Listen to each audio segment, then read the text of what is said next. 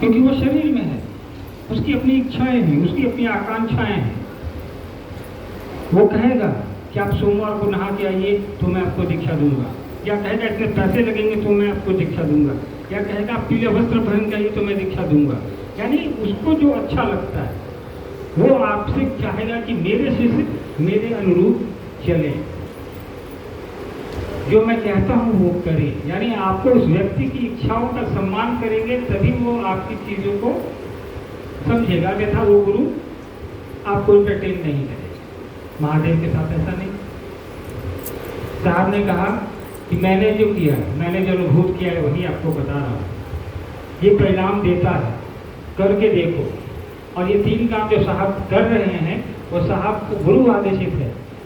साहब ने वही 3 काम हमको आपको ट्रांसफर कर दिया कि ये 3 काम करके मैं यहाँ पे बैठा हूँ, आप भी करिए, उसके अलावा कुछ करने की जरूरत नहीं है। हाँ, लेकिन साहब ने उसमें ये जरूर जोड़ा कि आप जो पूर्व से करते हैं,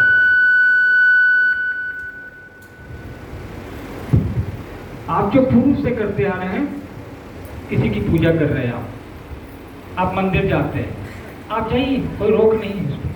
साहब ने ये भी नहीं रोका। साहब ने नहीं कहा कि आप अपनी जीवन शैली बदल लीजिए। साहब ने नहीं कहा कि आप अपनी परंपराओं को छोड़ दीजिए। साहब ने कभी नहीं कहा कि आपके जो गांव की परंपरा है उससे उलट आप एक नई परंपरा शुरू करिए। साहब ने कहा सामाजिक परंपराओं को साथ लेकर चलते हुए अपने जीवन में शिव के गुरु स्वरूप को एक स्थान दे दीजिए, एक रिश्ता और जोड़ दीजिए उनसे। और वो रिश्ता जोड़ने के बाद काम आपको यही करने हैं। 3 सूत्र जो अभी लवली आप लोग को समझा भी रही थी, उसके अलावा कोई विकल्प नहीं है आपके हमारे पास गुरु स्वरूप से जुड़ने का। भगवान के रूप में आप कई तरीके से जोड़ते हैं। आप किसी ज्योतिष शास्त्री के पास जाएंगे तो कोई कह देगा महामृत्युंजय जप कराओ, कोई कहेगा महाकालेश्वर का क्या दर्शन कराओ, कोई कहेगा भीमाशंकर के दर्शन कराओ, कोई कहेगा बैद्यनाथ कांवर लेके चले जाओ। अलग अलग जगह, यानी कि शिव का अलग अलग स्वरूप है, वो अलग अलग जगह आपकी कुंडली के हिसाब से वो ज्योतिष लोग भेजते हैं आपको। यानी शिव के अलग अलग मंदिरों के अलग अलग स्वरूपों के अलग अलग प्रभाव हैं, तब ना अलग अलग हम लोगों को भेजा जाता है।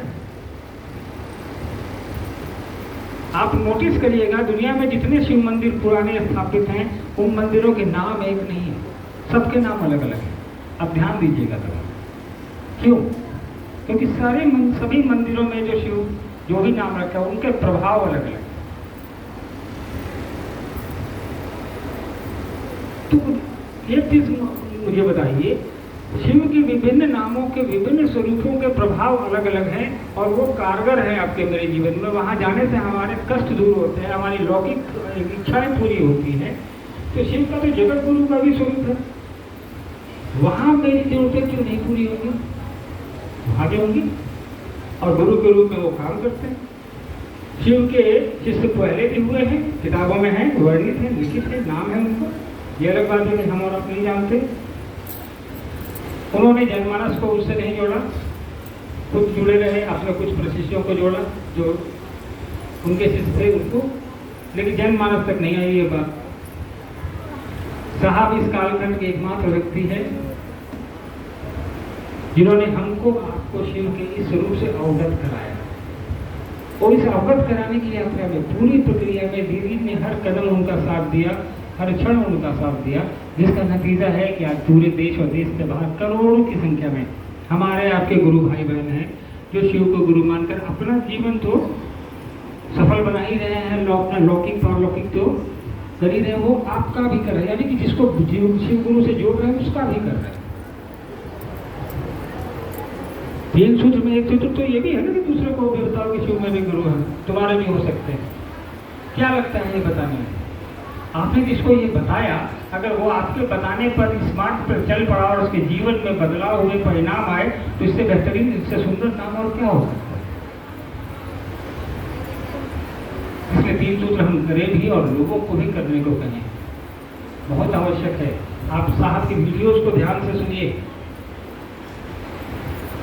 साहब ने कई वीडियोस में कहा है, ठीक है बहुत कष्ट है, बहुत दिक्कतें हैं, नमः शिवाय करना जीवन में कभी मत छोड़ना। बाकी काम हो ना हो नमः शिवाय जरूर करो। वो अगर पकड़े रहोगे तो बाकी दोनों काम भी तुम्हारे हो जाएंगे। इसलिए साहब को ध्यान से आप लोग सुनिए, साहब की लिखी हुई चीजों को पढ़िए। आपकी बहुत सारी जिज्ञासाएं, बहुत सारे समाधान आपको उसी में मिल जाएंगे और उसको अपने जीवन में उतारने का प्रयास करिए। सुन के इधर से इधर निकाल देंगे, कोई फर्क नहीं पड़ेगा।